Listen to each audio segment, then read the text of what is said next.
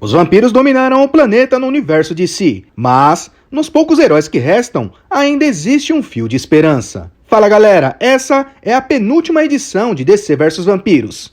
Em um lugar não divulgado, Constantine claramente mostrava ter entregado os pontos. Lembrado sobre as equipes em missão, Constantine afirma que todos já eram e não sabiam ainda. Alfred o lembrou que Damian estava na estatística, já que retornou a Gotham para desespero de Constantine. Depois que chamaram a atenção dos Vamps, Damian e companhia tinha muito pela frente e já estavam totalmente cercados. Eram muito mais que eles poderiam imaginar, então a única coisa que restava para aquela equipe era apenas lutar. Assim fazendo Damian cobrar Bárbara sobre alguma contingência. Partindo para a Austrália, Supergirl, Jaina e Aço encontram uma maneira de entrarem no local.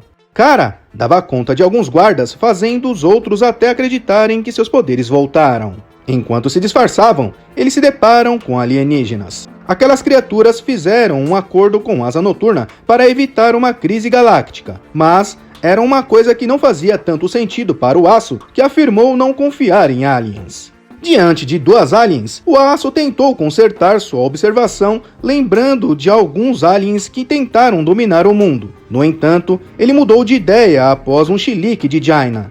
Em seguida, eles foram surpreendidos pelo Lobo, que também se dizia confiável. E aí, você acredita?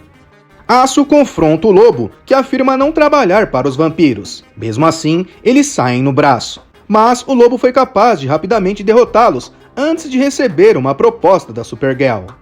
Nos campos em Smallville, Coil enrolava os vampiros enquanto o Arqueiro Verde e o Monstro do Pântano seguiam com o plano para surpreender com uma rebelião na companhia dos demais fazendeiros e bibliotecários. Será que vai dar certo?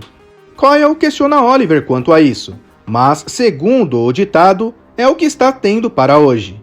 Tudo o que eles tinham vinha do monstro, que não gostou muito em saber que outra pessoa precisaria tirar uma água do joelho para dar uma irrigada e assim dar mais dele. Em Gotham City, aqueles rebeldes estavam atolados. Tinham vampiros até o pescoço. Realmente a coisa estava braba ali também. Mas Bárbara tinha uma carta na manga. A cavalaria chegava para afundar junto com eles.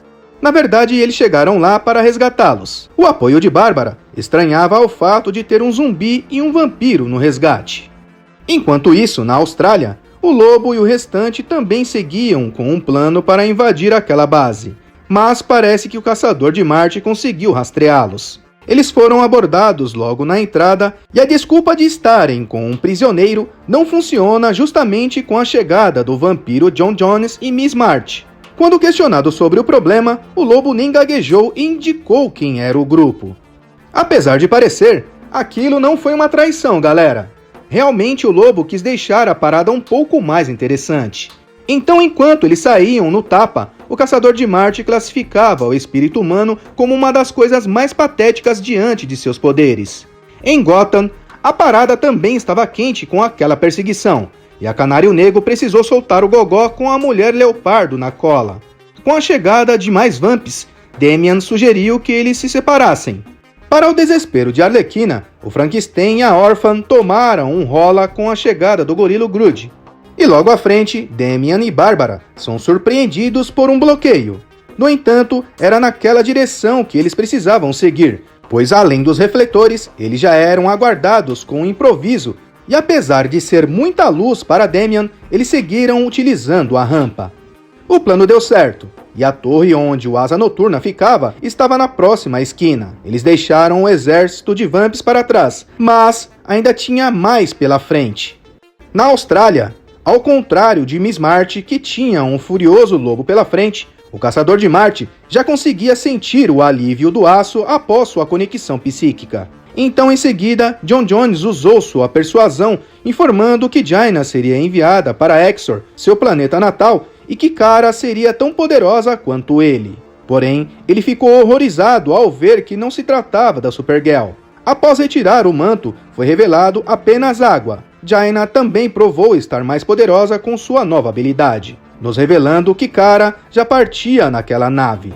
Supergirl seguiu sua jornada aliviada do perigo, enquanto o caçador afirmava que ela não tinha permissão para subir através das nuvens e ver a luz do sol. O plano deles parece ter dado certo, mas, na última hora, algo de errado parecia não estar certo. Aquela nave foi abatida para desespero de Jaina, Aço e o restante da humanidade. Será que a Supergirl realmente foi pro beleléu?